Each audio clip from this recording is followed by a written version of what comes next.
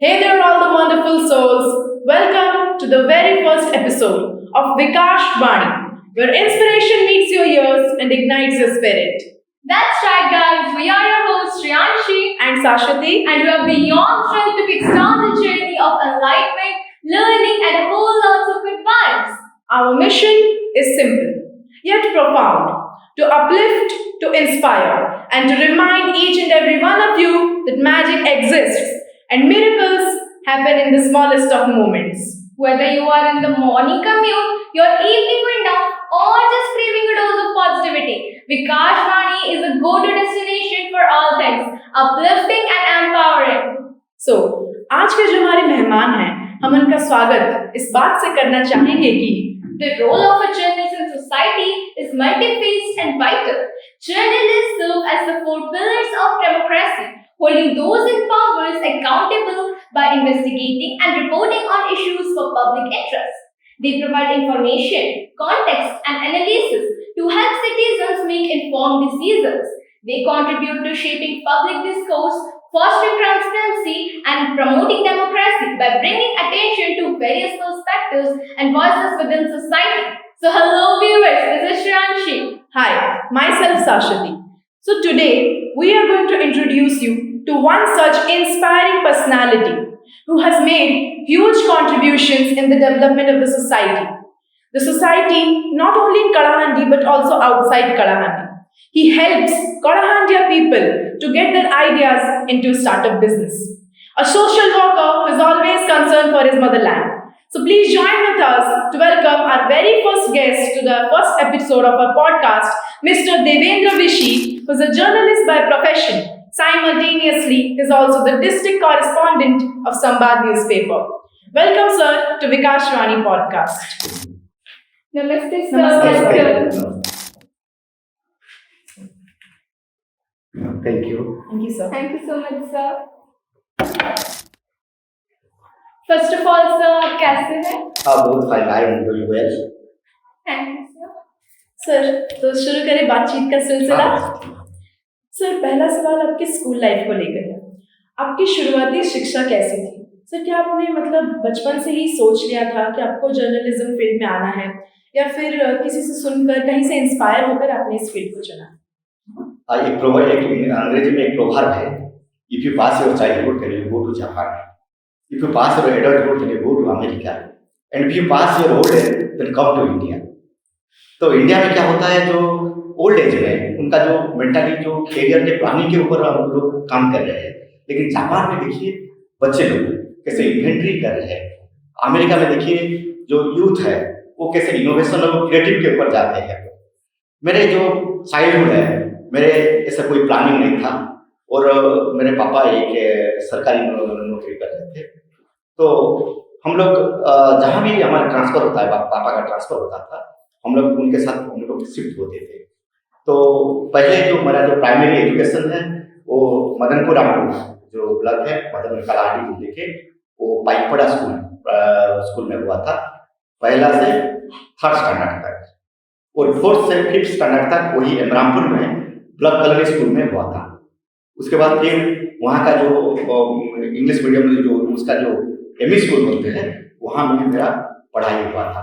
उसके बाद पापा का ट्रांसफ़र हो गया, हम लोग चले गए फिर रिसिडा के में जो स्कूल है, ये मैंने यूजीएम स्कूल है, वहाँ पर 6th और 7th पढ़ा। उसके बाद हाई स्कूल जो है बापूजी हाई स्कूल है, वहाँ पर मैं पढ़ा हूँ। और वहाँ पर जो उपेंद्र साहू जो हेडमास्टर थे, बहुत डिसिप्लिन बंदा था। वो डिसिप्लिन जो एचएम थे, उनसे मैं बहुत कुछ सीखा हूँ। वो जब पैदल चलते हैं ना, वो उनके पैर में कोई चप्पल नहीं लेते थे, इतना बहुत स्ट्रिक्ट है और डायनामिक मैंने हेडमास्टर है, आज तक मैं कभी नहीं देखा। उसके बाद मेरा 8th क्लास और 9th क्लास फिर मदनपुर रामपुर को वापस आ गए। वहाँ पर मैं दुर्गा माधव हाई स्कूल में वहाँ पर पढ़ा। वो जो दुर्गा माधव हाई स्कूल में जब हम लोग पढ़ रहे थे, वहाँ का जो SUPW पीरियड थे ना, वहाँ पर जो हम लोग पौधा लगाते थे, प्लांटेशन वगैरह करते थे, उसमें हम लोग को बहुत मजा आता था SUPW पीरियड में। तो आज देखेंगे अभी जो हम देखते हैं, जो पौधा अभी जो बहुत बड़ा सा हो गया है ना, उसे देख के बहुत खुश लगता है कि ऐसे काश और कुछ ज़्यादा का पेड़ पौधे लगाते तो और कितना ग्रीनरी होता है। तो नेचर को जो समझने का, वो जो टैलेंट को समझने का जो तरीका, वो दुर्गा माधव हाई स्कूल ने मुझे दिया है। जब मैं 9th और 10th क्लास पढ़ रहे थे, उस वक्त मैं जो ओस्टा में होता है ना क्विज का जो कंपटीशन होता है, स्टेट लेवल में 2 बार मैं फर्स्ट हो चुका था। तो उससे मैं इतना इंस्पायर हुआ था। वो जो उनके जो साइंस टीचर थे मिस्टर प्रफुल्ल कुमार पंडा, वो साइंस के इतना जो क्रिएटिव बातें बताते हैं, हम लोग को बहुत इंटरेस्ट होता था।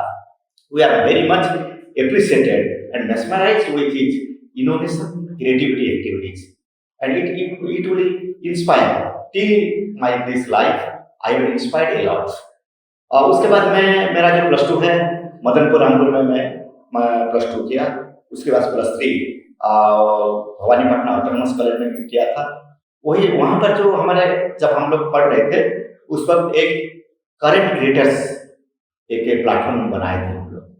उस वक्त कैसे स्टूडेंट लोगों को कॉम्पिटिटिव के एटमॉस्फेयर होगा, कॉम्पिटिटिव जो सिविल सर्विस का प्रिपरेशन में मदद मिलेगा, उसके लिए हम लोग वहाँ पे अभी जो कालाहांडी यूनिवर्सिटी के जो है वाइस चांसलर है डॉक्टर संजय कुमार सतपथी, वो उनके इनिशिएटिव में वही करंट क्रिएटर्स चल रहा था। उससे हम लोगों को भी बहुत मदद मिला है कैरियर कैसे प्लानिंग करते हैं। उस वक्त हमारे में कम्युनिकेशन स्किल बढ़ाने के लिए मक पार्लियामेंट होता था। वो मक पार्लियामेंट में इतना जो स्पोकन इंग्लिश में जो कम्युनिकेशन स्किल को ज़्यादा बढ़ावा मिला है उसका।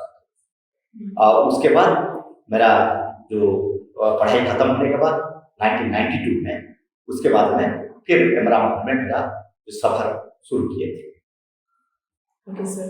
एंड सर हमारे और एक सवाल है कि सर आपके एजुकेशन टाइम सिस्टम में और हमारे सिस्टम में काफ़ी डिफरेंस आ चुका है।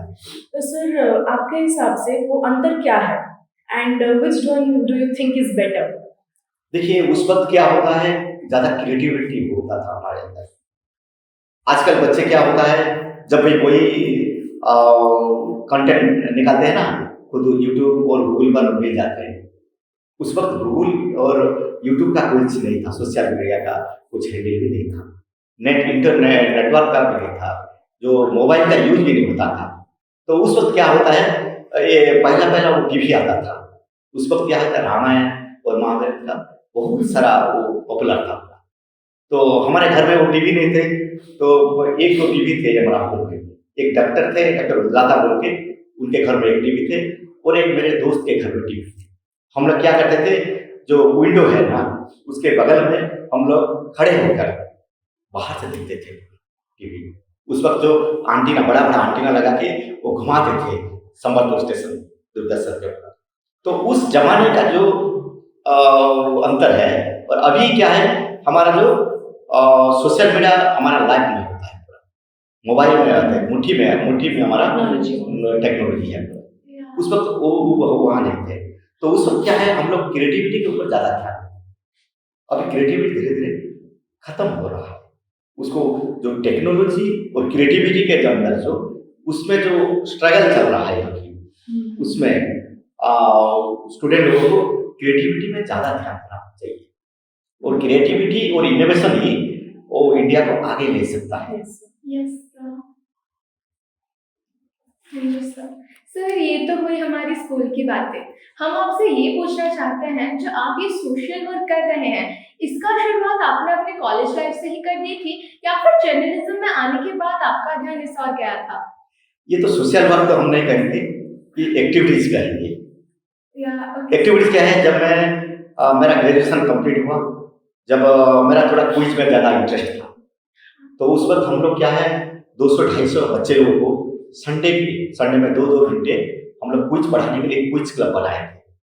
तो इसमें इतना दिलचस्प होता था। तो हम लोग क्या करता है, जो पड़ोसी में जो नेबर में जो पेपर मंगाते थे, न्यूज़पेपर मंगाते थे, वो न्यूज़पेपर सब कलेक्ट करके एक हफ्ते का कलेक्ट करते थे, वो बच्चे लोगों को देते हैं पढ़ने के लिए करंट अफेयर्स में। और कुछ जो क्रिएटिव आर्टिकल है वो बच्चे लोग सब पढ़ के सुनाते हैं। उसमें जो डिफरेंट कैसे क्विज में डिफरेंट जो नो योर KYC बोलते हैं, नो योर सेल्फ, अपने खुद का रास्ते का कौन सा रास्ता गए है उसमें पता चलता है। देखिए हम लोग एक अच्छा मूवी देख रहे हैं अमिताभ बच्चन का, लेकिन अमिताभ बच्चन का फर्स्ट फिल्म क्या है हम लोग नहीं पता है। हाँ, तो जो सीरियल देखते हैं बहुत अच्छा सीरियल बहुत अच्छा लगता है, लेकिन उनका जो डायरेक्टर कौन है हम लोग नहीं जानते। तो उसमें हमारा बच्चे लोग को दिलचस्पी आ रहा है, इसलिए हम लोग जो क्विज क्लब बनाते थे, क्विज क्लब के माध्यम से वो लोग बहुत सारे नॉलेज गेन करते थे, हिस्टोरिकल, ज्योग्राफिकल, एनवायरमेंट और करंट अफेयर्स में ज़्यादा दखल होते थे। और अभी जो बच्चे जब मुलाकात होते हैं ना, इतना शेयर करते हैं, बहुत खुश लगता है अपने को। मतलब स्टिल वो कंटिन्यू करते हैं वो quiz? अभी तो नहीं है, वो जो बच्चे लोग हैं सो सब प्लेसमेंट हो गए हैं, बड़े बड़े हो गए, वो अभी वही नहीं चल रहा है। और अभी मैं हम लोग क्या कर रहे हैं जर्नलिज्म में, जो मेरा जब करियर शुरू किया है, अभी हम लोग क्या करता है एक प्लेटफॉर्म बना है। कालाहांडी में क्या होता है, टैलेंट का कोई कमी नहीं होता, इनोवेशन का कोई कमी नहीं है, Yes, sir. रिसोर्स का कुछ भी कमी नहीं है। तो इसलिए हम लोग एक प्रोग्राम किए हैं, चल देखमा हम कालाहांडी, हम लोग यूट्यूब में बनाते हैं।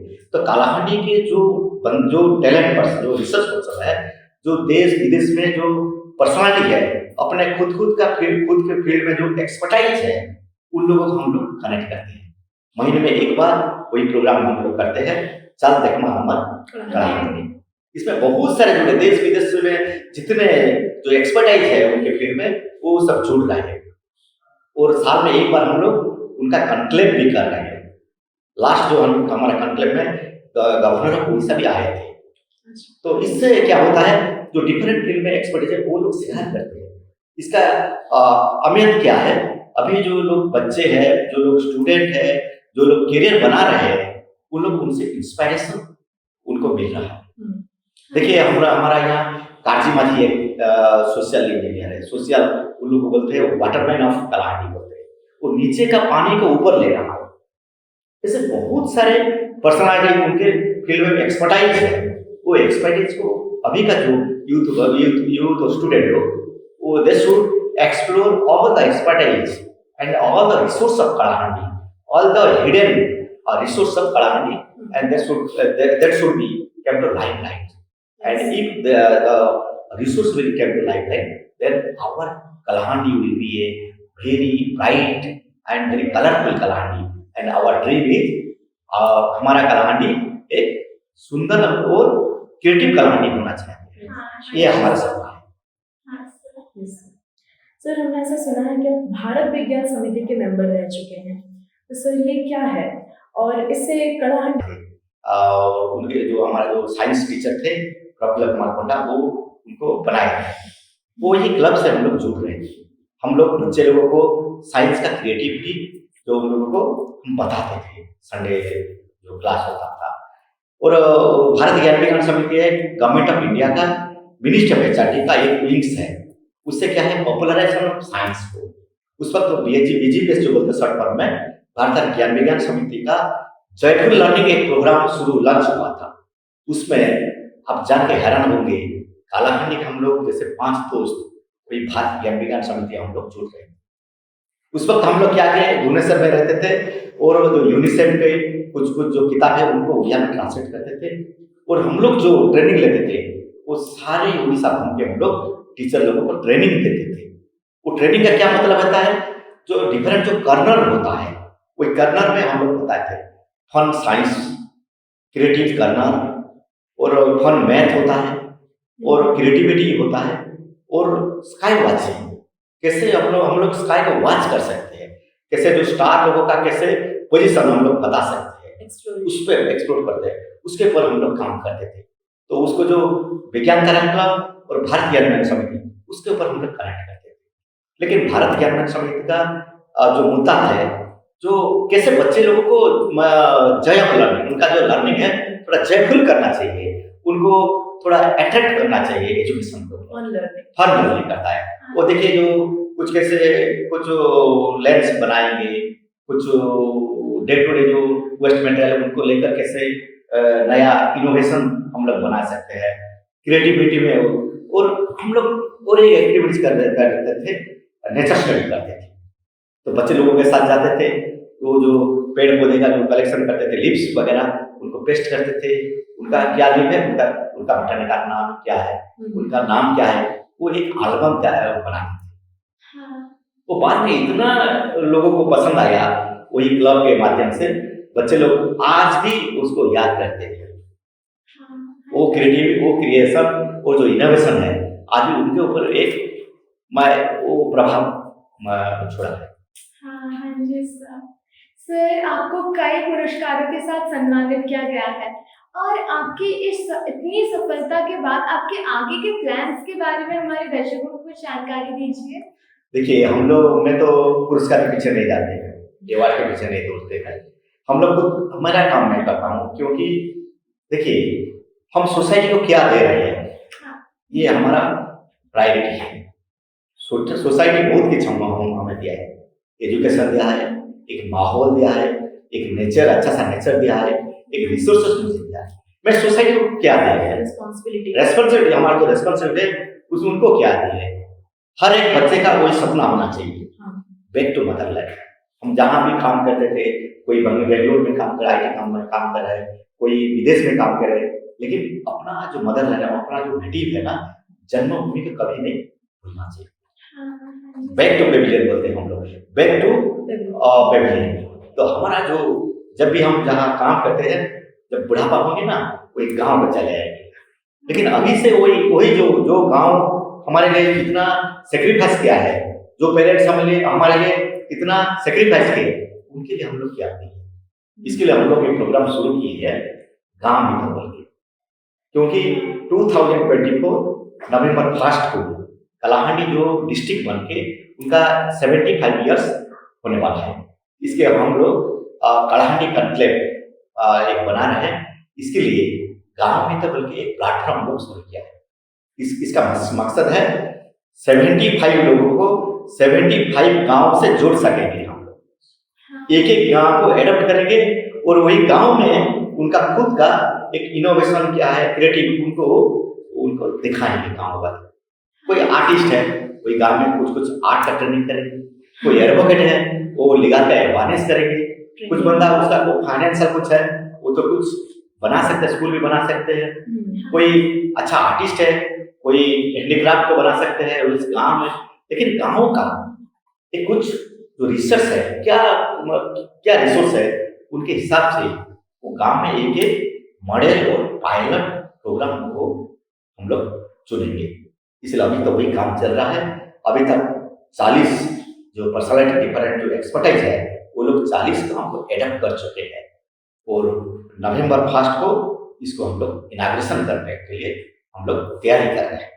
So like discovering hidden talent. या सर, आप इस तरह संगठन जैसे कि चालदेख मामर कड़ाहंडी, गांव मित्र, ऐसे बहुत सारे संगठन में काम कर चुके हैं सर, जो कि ना केवल कड़ाहंडी के बाहर भी बहुत डेवलपमेंट कर रहा है। तो सर, ये समिति एक्चुअली क्या काम करती है और मतलब सर और क्या डेवलपमेंट हो सकता है, इसको हम एक्सपैंड कैसे कर सकते हैं? देखिए, बहुत सारे हम लोग क्या है, जो हम लोग मीडिया में जुड़े हैं, मीडिया में काम करते हैं, लेकिन रूरल का जो रिसर्च है ना, वो लाइमलाइट को नहीं आ सकता, छिप जाता है। देखिए, हमारा कलाहांडी में कैसे बहुत, देखिए हिस्टोरिकल जो सेगमेंट्स होते हैं, देखिए हमारा जो गुड़हंडी होता है वो आर्कियोलॉजिकल साइट्स है। आपका जवाहरलाल नेहरू का जो बुक्स है, ग्लिम्पसेस ऑफ वर्ल्ड स्टोरी में गुड़हंडी का बात हम लोग दिख सकते हैं, कलाहांडी। लेकिन कलाहांडी का जो बच्चे हैं ना, वो गुड़हंडी के बारे में पता नहीं है, नहीं जानते। यहाँ का जो असुरगढ़ का जो आर्कियोलॉजिकल साइट्स है, उसमें बहुत आपका जो मोहनगिरी का जो शिव मंदिर है, वो 6th सेंचुरी का टेम्पल है। बहुत सारे हिस्टोरिकल खोज है, वो लाइमलाइट को नहीं आ रहा है। हमारा यहाँ जो ज्यादातर इको टूरिज्म है, जैसे गोबरगला है, रावणदरा है और डोखरी चंद्रा है, बहुत सारे इतना वाटरफॉल वगैरह है ना। अगर हम लोग उसको एनलाइटेड करेंगे, लाइमलाइट लाएंगे, तो जो बाहर का जो टूरिस्ट लोग आएंगे, देश विदेश का टूरिस्ट लोग आएंगे, तो हमारा टूरिस्ट का इकोनॉमी वो तगड़ा होगा। आर्कियोलॉजी साइट है, जैसे राजस्थान में क्या होता है, उनके आर्कियोलॉजिकल साइट है, उस साइट को डेवलप कर रहे हैं, टूरिस्ट लोगों को अट्रैक्ट कर रहे हैं। उसमें भी हम लोग आर्कियोलॉजिकल साइट में कुछ टूरिस्ट आने से हम लोग क्या है, हमारा इकोनॉमी का डेवलपमेंट हो सकता है। हमारा यहाँ देखिए बहुत सारे एग्रो इंडस्ट्री है कलाहांडी में, जानते हैं, जो इरिगेशन का है, जो इंद्रावती होने से क्या है, बहुत सारे जो हमारा जो पेड़ी में जो प्रोडक्शन है, कलाहांडी अभी उड़ीसा में पेड़ी प्रोडक्शन है नंबर 2 है, बरगढ़ के बाद हमारा पोजीशन नंबर 2 है। जैसे जो दाल में है ना नंबर 1 है, कॉटन प्रोडक्शन में नंबर 1 है। कालाहांडी का जो फाइनेस्ट कॉटन है ना, एशिया का सबसे बढ़िया फाइनेस्ट कॉटन है, यहाँ उगाते हैं। यहाँ का जो तेंदुपत्ता होता है यहाँ से वेस्ट बंगाल जाता है। यहाँ का जो फाइनेस्ट जो कॉटन होता है वो तमिलनाडु आंध्र को चला जाता है। वो अगर मीडिया में उसका लाइमलाइट में आएगा, उसके ऊपर कुछ इंडस्ट्री बनेगा, उसके ऊपर जो बच्चे लोग कुछ स्टार्टअप बनाएंगे, उसके लेकर एग्रो बेस्ड कुछ करेंगे, तो हम लोग नौकरी के पीछे जो दौड़ रहे हैं, ऐसा समय आएगा हम लोग खुद लोग को नौकरी देंगे स्टार्टअप। सर, हम सबको पता है आप एक पत्रकार हैं और हम सभी ने सुना है that journalism is full of challenges. हमारे कई स्टूडेंट्स भी इस फील्ड में इंटरेस्टेड होंगे. You are all experienced journalist of this season. Like how will you guide them? देखिए, चैलेंजेस जो बोलते हैं ना, हर एक फील्ड में चैलेंजेस है। जहाँ चैलेंजेस नहीं है ना, उसमें जॉब का सेटिस्फेक्शन भी नहीं है। तो इसलिए देखिए, कैरियर क्या होता है, तो मैं जो कैरियर चुना हूँ, मेरा पैशन को चुना हूँ मैं, मेरा कैरियर। हम लोग जब रीडर्स फोरम बनाए थे सिविल सर्विस प्रिपरेशन करने के लिए, हम लोग बोलते थे कि हम लोग सिविल सर्विस प्रिपेयर करेंगे और जरूर सिविल सर्विस को क्लिक करेंगे। हम लोग 15 बंदा लोग हम लोग प्रिपेयर करते थे। उनके हमारे जो 15 बंदा के अंदर जो श्री सत्यव्रत कोई है, अभी IG बालेश्वर का है, पुलिस में है, वही हमारा प्लेटफॉर्म का है। तो हम लोग मेरा मकसद था, मेरा सोच था कि मैं सिविल सर्विस क्लिक करूंगा, नहीं तो जर्नलिज्म को मेरा कैरियर में ऑप्शन दूंगा। तो मेरा जो पैशन था ना, वो पैशन चैलेंज के आगे कोई मेरा जो पैशन कभी नहीं झुका है। और जो कैरियर में जो चैलेंजेस नहीं होता है ना, वही जब का सेटिस्फेक्शन नहीं होता है मेरे मतलब से।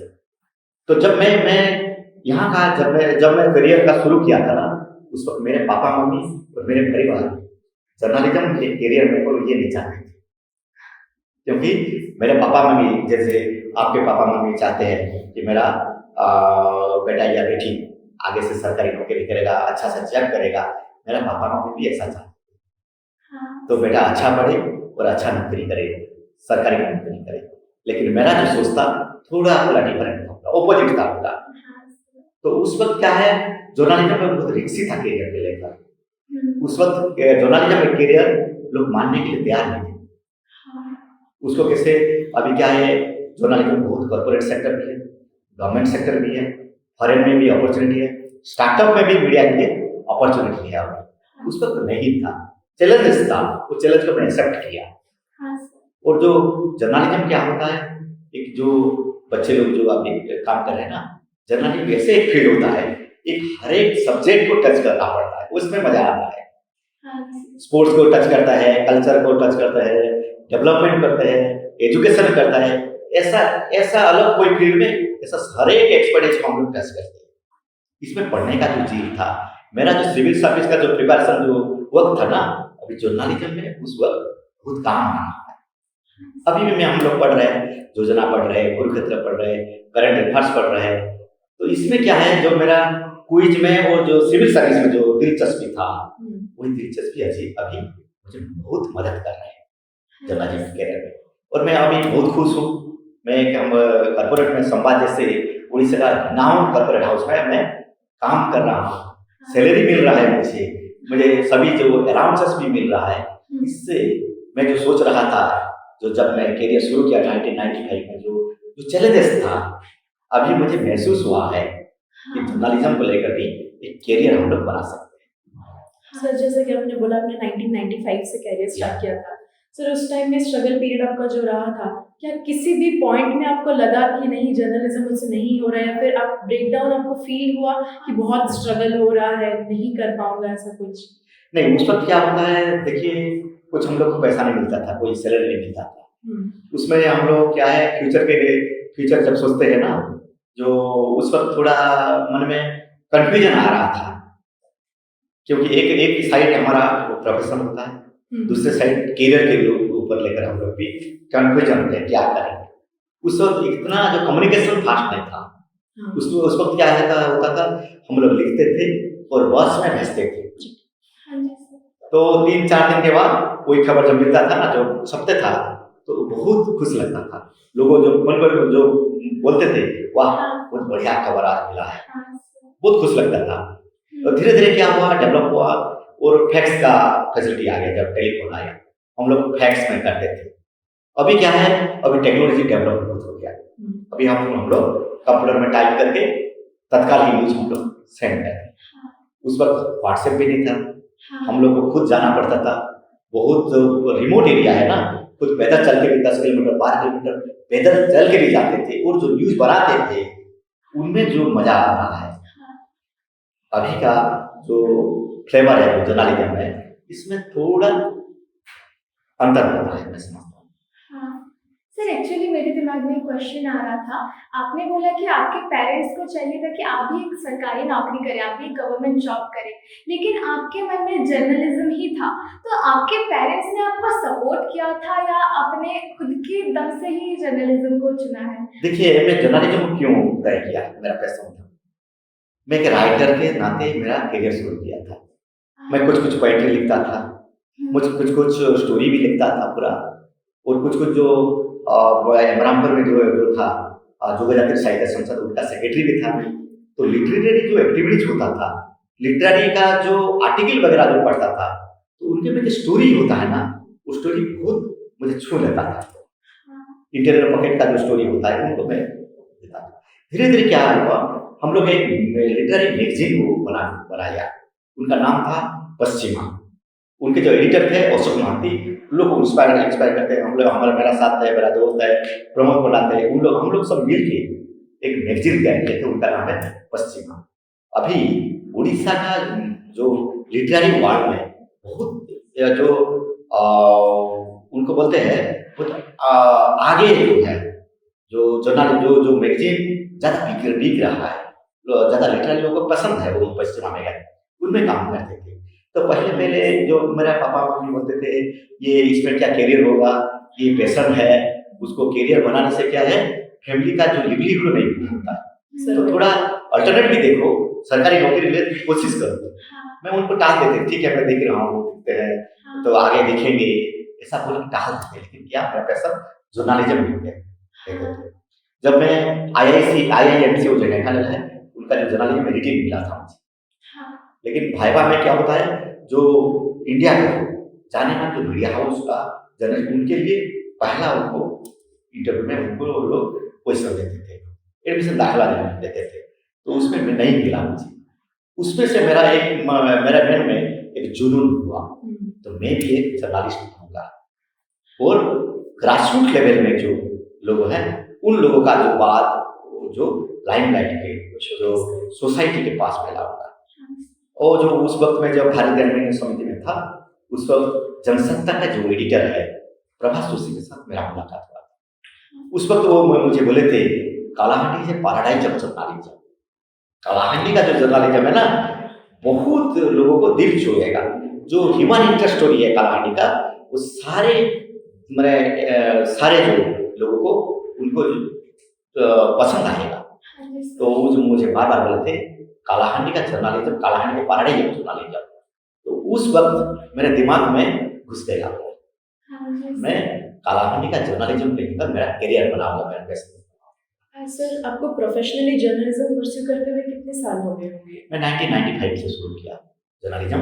उस वक्त पहले मैं संवाद में ज्वाइन किया, जो हमारे जो फॉर्मर एडिटर सुमेरन पटनायक, उनसे मैं इंस्पायर होकर मदनपुर रामपुर में एक ब्लॉक रिपोर्टर के नाते मैं ज्वाइन किया था वहाँ पर। उसके धीरे धीरे 1999 में मेरा शादी हो गया था, इसलिए मैं गाँव चले गया। मेरा जो गाँव फेरीगुड़ा है, वो जूनागढ़ ब्लॉक का मैं रिपोर्टिंग का दायित्व लिया, और फिर 2015 मसीहा में मुझे फिर कालाहांडी का डिस्ट्रिक्ट दायित्व बालीपाटा में मुझे सौंपा गया। उससे अभी से 2015 से मैं संवाद का डिस्ट्रिक्ट करेस्पॉन्डेंट के नाते मैं काम कर रहा हूँ। सर, तो अप्रॉक्स मतलब मोर देन 20 years से आप जर्नलिज्म फील्ड में हैं।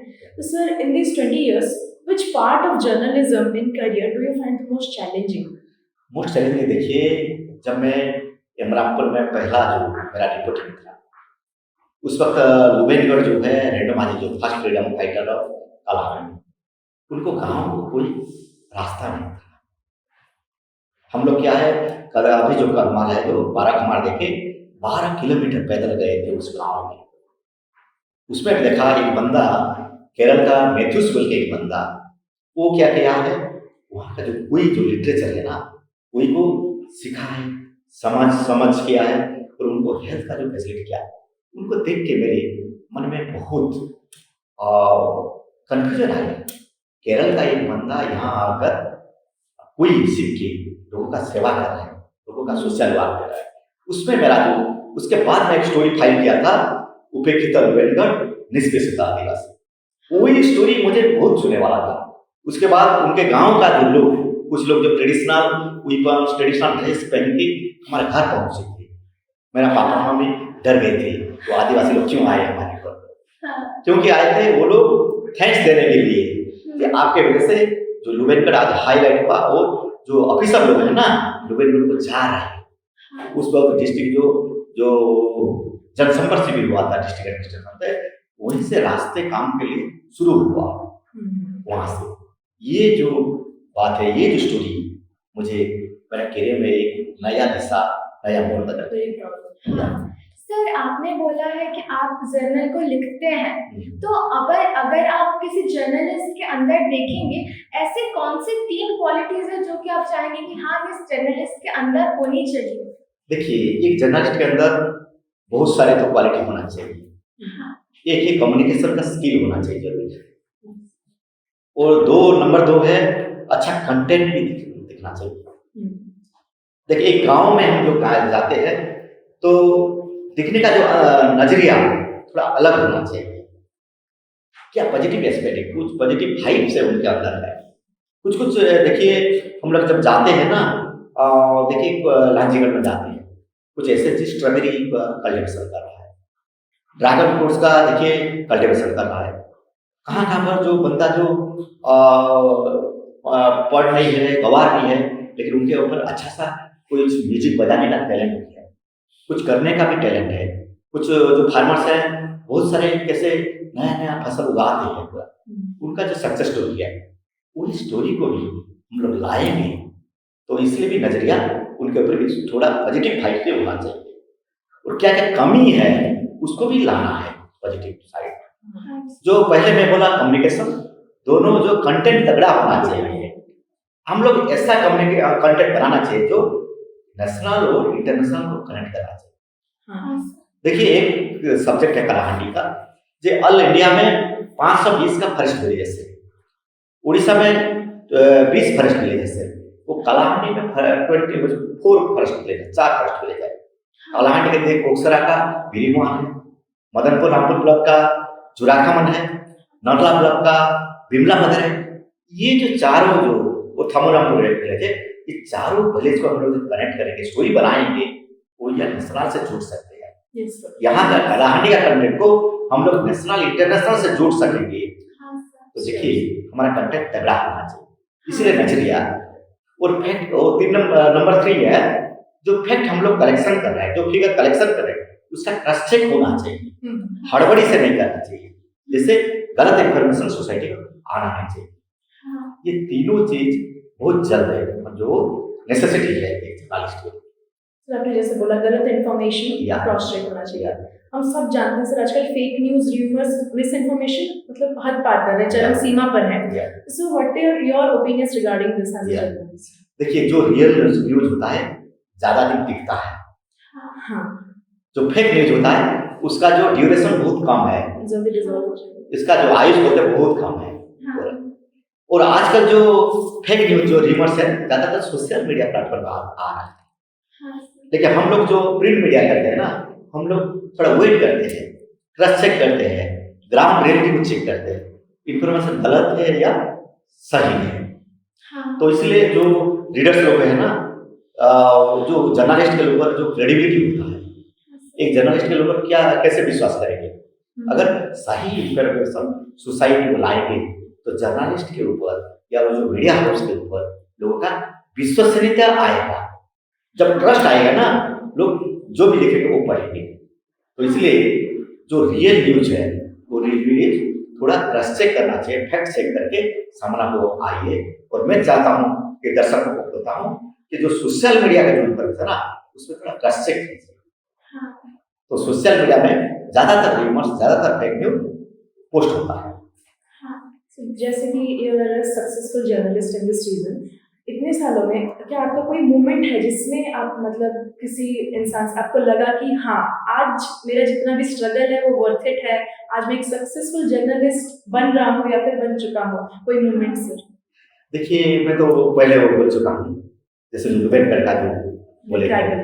ट्राइबल का जो मेरा जो आर्टिकल था, विक्टर लुबेनकर निष्पेषित आदिवासी था, बोलिया था।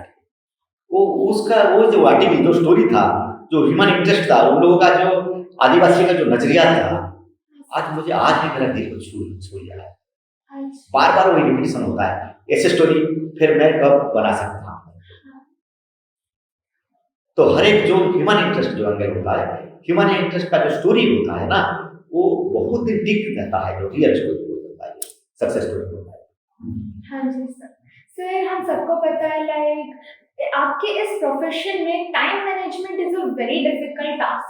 तो आपने अपने पर्सनल और प्रोफेशनल लाइफ को किस तरह से बैलेंस रखा है? हमारे दर्शकों को कुछ इस बारे में बताइए। देखिए, हमारा जो टाइम मैनेजमेंट तो बहुत अच्छा क्वेश्चन आप किया। हाँ सर। देखिए, हमारा क्या है, 24/7 होता है एक तरह से। कोई रात में कोई एक्सीडेंट हो, कोई रात में कोई घटना है, तो हम लोग जागते हैं पर रात में। कोई कोई जो न्यूज को ब्रेक करेंगे हम लोग चाहते हैं कैसे, जो हमारा जो रीडर है, हमारा जो ऑडियंस है, उनके पास पहले हम लोग पहुंच जाए, इमीडिएटली पहुंच जाए। ऐसे बहुत बार ब्रेकिंग न्यूज हम लोग बनाया है, ब्रेक किया है। इसलिए हमारा जो 3-8 बोलते हैं, 8 hour work, 8 hour sleep and 8 hour हमारा जो होता है फ्रेंड्स के लिए, रिलेटिव्स के लिए, कुछ पढ़ने के लिए, वही होना चाहिए। वही 8 आवर में हम लोग मैनेज करते हैं। जो फैमिली का जो रेस्पॉन्सिबिलिटी है, मेरे जो वाइफ है, वो घर का जो रेस्पॉन्सिबिलिटी रहता है। इसलिए मैं मेरा पेरेंट्स को, मेरे फैमिली को बहुत ग्रेटिट्यूड देता हूँ, मेरा जो धन्यवाद देता हूँ कि मेरे जैसे मैंने मेरे परिवार जैसे, मेरे सपोर्टिव जो होता है, जो इंस्पायरेशन जो होता है, वो लोग मुझे मिले। इसलिए मैं थोड़ा टाइम मैनेज करता हूँ और मुझे टाइम मिलता है। और बहुत सारा मैं चाहता हूँ, जब भी टाइम मिलता है ना, जो कुछ सक्सेस स्टोरी भी देखता हूँ, कुछ जो पढ़ता हूँ, पूरा जो रीडिंग है। देखिए, आप ज़्यादातर रीडिंग नहीं करेंगे, ज़्यादातर रिसर्च नहीं करेंगे, तो अच्छा स्टोरी नहीं बना पाएंगे। इसलिए थोड़ा पढ़ाई में और उसके हिसाब से अपना हेल्थ के ऊपर भी ध्यान देना चाहिए, क्योंकि health is wealth. Yes sir, हर चीज में अप्स एंड डाउन्स तो आते ही रहते हैं। Yeah. कभी आपके फैमिली को लगा है कि आप उनको टाइम नहीं दे रहे या ऐसा कुछ, या आपको लगा हो कि नहीं, मैं अपना टाइम अपने फैमिली को नहीं दे पा रहा, मैं ज्यादातर टाइम अपने जर्नल पे रख दे रहा हूँ, कभी तो होगा? नहीं, पहले जो मेरी फैमिली ऐसा सोचते थे, हाँ ये क्या जब है, लेकिन हम लोग को परिवार को टाइम नहीं देते हैं। हाँ तो धीरे धीरे वो लोग समझ गए हैं, उनके जब ऐसा ही है। और उनका वो जब भी टाइम मिलता है ना, तभी मैं परिवार को टाइम देता हूँ, मेरे परिवार से स्पेंड करता हूँ। तो मेरे जो गांव है भैरुआ, बीच बीच में मैं जाता हूँ, जब भी टाइम मिलता हूँ, उसमें जो मेरे परिवार के साथ बिताता हूँ, उनसे शेयर करता हूँ। तो उनके साथ जो वही जो टाइम हम लोग सोचते हैं, जो स्पेंड करते हैं ना, उसमें धीरे धीरे जो मेरे परिवार में जो धारणा था कि हम लोग को टाइम मिलता है, धीरे धीरे वो धारणा हट गया है, वो कन्विंस हो गए हैं और अभी बहुत कोऑपरेट कर रहे हैं कि ये अच्छा है, वो सोसाइटी के लिए अच्छा है और अच्छा सा स्टोरी बनाएंगे। तो इसलिए हम लोग डिस्टर्ब नहीं करेंगे, उनके खुद का काम खुद एडजस्ट कर लेते हैं। सर, आपके हिसाब से 10th 12th के बाद अगर कोई बच्चा जर्नलिज्म में आना चाहता है, तो क्या स्ट्रीम्स, क्या डिग्रीज, कौन सा एजुकेशनल क्वालिफिकेशन सबसे बेनिफिट होंगे? देखिए, जर्नलिज्म एक ऐसा फील्ड है, तो हर एक सब्जेक्ट में एक्सपर्ट है, इसमें बहुत मजा आता है। कभी स्पोर्ट्स का रिपोर्टिंग करते हैं, कभी कल्चरल का रिपोर्टिंग करते हैं, कभी पॉलिटिकल का रिपोर्टिंग करते हैं, कभी गांव में चले जाते हैं, गांव का रिपोर्टिंग करते हैं। इसमें क्या है, बहुत अच्छा एक्सप्लोर मिलता है हम लोगों को। इसलिए मैं चाहता हूँ हर एक जो स्टूडेंट है जर्नलिज्म के करियर में लेना चाहिए। आजकल देखिए, हमारे जो मीडिया में भी प्रिंट मीडिया है, इलेक्ट्रॉनिक्स मीडिया है, और जो कम्युनिकेशन जो न्यू एज मीडिया बोलते हैं, तो उसमें भी बहुत सारे स्कोप है, बहुत सारे नौकरी भी है, बहुत सारे जॉब का प्रोस्पेक्ट भी है। तो after graduation they should go for a journalism course, degree course also. And different institutions are in journalism fields. So they should prepare for their preparation. First is they should develop their communication skills. Communication का बहुत ज़्यादा जरूरत है। Number 2 है research करना चाहिए। Research और एक एक फील्ड में उनका जो कंटेंट है, जो एक्टिविटीज है, उसको थोड़ा जो इन्वेस्टिगेटिव का जो मोटिव है, इंक्विजिटिव जो बोलते हैं, तो इंटरेस्ट दिखाना चाहिए डिफरेंट फील्ड में, वही चाहिए। नंबर 3 है जो डिफरेंट फील्ड में जो रिसर्च जो होता है ना, उसमें और क्या क्या जुड़ सकता है, उसके जो एक्सपर्टाइज होना चाहिए। देखिए हम लोग कोई जर्नलिज्म में कोई टॉपिक के ऊपर हम लोग काम करते हैं, उसमें एक्सपर्टाइज होना चाहते हैं, कुछ एक्सपर्टाइज हम लोग कंडक्ट करना चाहते हैं, तो इसलिए उसमें भी एक्सपर्टाइज होना चाहिए। और स्टूडेंट लोगों को ज़्यादातर देखिए, पहले मैं बोला कम्युनिकेशन, नंबर 2 रिसर्च ओरिएंटेड होना चाहिए, नंबर 3 एक्सपर्टाइज होने का, अपना सब्जेक्ट में भी एक्सपर्टाइज होना चाहिए। और उसके बाद जो ग्रेजुएशन के बाद जो जर्नलिज्म के कुछ यूनिवर्सिटी में एंट्रांस भी है, एंट्रांस जाते हैं, वहाँ जो रिटिन एग्जाम भी होता है, रिटिन में इंग्लिश, जनरल इंग्लिश भी होता है और जनरल स्टडीज भी होता है, और उसके बाद हम लोग इंटरव्यू को फेस करना पड़ता है। इंटरव्यू में क्या होता है, जो प्रेजेंस ऑफ आइडिया क्या है, इंटरव्यू में वो पूछते हैं, देखते हैं स्टूडेंट का जो प्रेजेंस ऑफ आइडिया क्या है, वो खुद जो इंस्टेंट डिसीजन कैसा ले सकता है, उसके ऊपर ध्यान देना चाहिए। सर जैसे कि अभी स्कूल बोर्ड्स चल रहे हैं, and my self being a 10th class student, sir क्या हम कोई स्ट्रीम लेते हैं जो कि जर्नलिज्म में हमें सबसे ज़्यादा इफेक्ट करेगा? कौन सा स्ट्रीम हमें नहीं चूज करना चाहिए if we want to get in journalism, and which is the best stream after 10th? देखिए जर्नलिज्म के लिए कोई स्ट्रीम का कोई बैरियर नहीं है। आप साइंस भी ले सकते हैं, आर्ट्स भी ले सकते हैं, कॉमर्स भी लेते हैं। कॉमर्स में जाने से आप लोग अच्छा बिजनेस रिपोर्टर भी बन सकते हैं। साइंस का भी जो इनोवेशन है, साइंस का जो डिफरेंट जर्नल है, उसके ऊपर भी काम कर सकता है। मीडिया हाउस में देखिए जो डिफरेंट टीवी में शो देखते हैं, साइंस के ऊपर भी प्रोग्राम होता है, स्पोर्ट्स के ऊपर भी प्रोग्राम होता है, बिजनेस के स्टार्टअप के ऊपर भी प्रोग्राम होते हैं, एंटरप्रेन्योरशिप के प्रोग्राम होते हैं। इसलिए जो स्ट्रीम का कोई बैरियर नहीं होता है, तो उसमें पढ़ सकते हैं, आप कोई स्ट्रीम का बैरियर है। लेकिन जो सब्जेक्ट है, उस सब्जेक्ट के ऊपर थोड़ा एक्सपर्टाइज होना चाहिए। आप हिस्ट्री पढ़ रहे हैं, हिस्ट्री का थोड़ा एक्सपर्टाइज होता रहना चाहिए। ज्योग्राफी जो पढ़ रहे हैं, ज्योग्राफी के ऊपर थोड़ा एक्सपर्टाइज होना चाहिए। हम लोग जब साइंस पढ़ रहे हैं ना, नया इन्वेंशन, उसके ऊपर भी थोड़ा डिटेल्स, लेकिन इसके साथ थोड़ा करंट अफेयर्स में उनका अपना दखल होना चाहिए। करंट अफेयर्स अपडेट होना चाहिए। जर्नलिज्म मतलब है अपडेट होना चाहिए। अपडेट नहीं होंगे तो हम लोग जर्नलिज्म का करियर नहीं बना सकते। Sir as we all know कि Kalahandi is a KBK notified area, तो सर यहाँ के स्टूडेंट्स के होलिस्टिक डेवलपमेंट के लिए आपके हमारे विकास रेसिडेंशियल स्कूल का क्या ख्याल है? देखिए विकास है ऐसा इंस्टीट्यूशन, विकास इंस्टीट्यूशन, उसमें एजुकेशन का क्या अहमियत है? एजुकेशन है ये ऑलराउंड डेवलपमेंट ऑफ स्टूडेंट्स। यहाँ विकास में क्या है, स्टूडेंट को जो ऑलराउंड डेवलपमेंट होता है ना, यहाँ आप मिल सकता है। देखिए सिर्फ पढ़ाई के और एकेडमिक के में सीमित नहीं है, विकास में क्या होता है, स्पोर्ट्स के में ऊपर भी बहुत काम करते हैं। यहाँ का डी जयराम नाम सुना है, वो स्पोर्ट्स में अभी वो स्प्रिंटर है पूरा एकदम, अभी नेशनल में उनका भी नाम है, वो विकास का स्टूडेंट है। अभी कुछ दिन पहले विकास में जो यूनिवर्सिटी का खो खो जो टूर्नामेंट हुआ था, यहाँ का जो प्लेग्राउंड है ना, बहुत अच्छा प्लेग्राउंड है। यहाँ का जो टर्फ है क्रिकेट के लिए भी बहुत अच्छा है। तो उनका भी जो कल्चरल जो एक्टिविटीज होता है, यहाँ का स्टूडेंट लोग कल्चरल एक्टिविटी बहुत अच्छा सा परफॉर्म दिखा रहा है। बाहर का जो कंपटीशन होता है ना, उसमें डिबेट है या कल्चरल एक्टिविटीज में है या स्पोर्ट्स में है, सभी फील्ड में उनका बहुत परफॉर्मेंस बहुत अच्छा है। वही जो प्लेटफॉर्म है, आप विकास ग्रुप ऑफ इंस्टीट्यूशन है, आपको मिल सकता है, इसलिए डिफरेंट है। हाँ जी सर। सर लास्ट में हम आपसे और एक ही क्वेश्चन करना चाहेंगे, जो कि है आपका कोई यादगार अनुभव या ऐसा स्टोरी जो कि आप हमारे स्टूडेंट्स को बताना चाहेंगे, जिसका आपके लाइफ और कैरियर में बहुत ही महत्वपूर्ण प्रभाव पड़ा है? देखिए अपना जो पैशन को हम लोग जो करियर जब करेंगे ना, कोई रोक नहीं सकता है हमारा जो डेस्टिनेशन में पहुंचने के। और विवेकानंद का एक कोटेशन है, arise away can not stop till your goal is reach.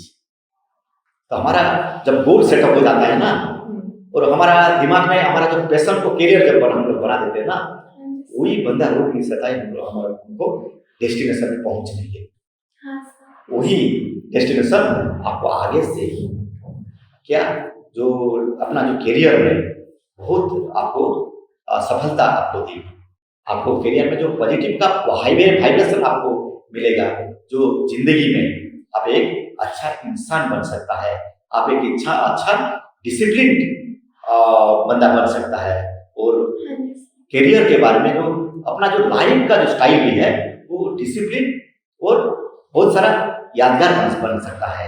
इसलिए लाइफ में डिसिप्लिन का जरूरी होता है। जो भी काम कीजिए आप, डिसिप्लिन का जरूरी है।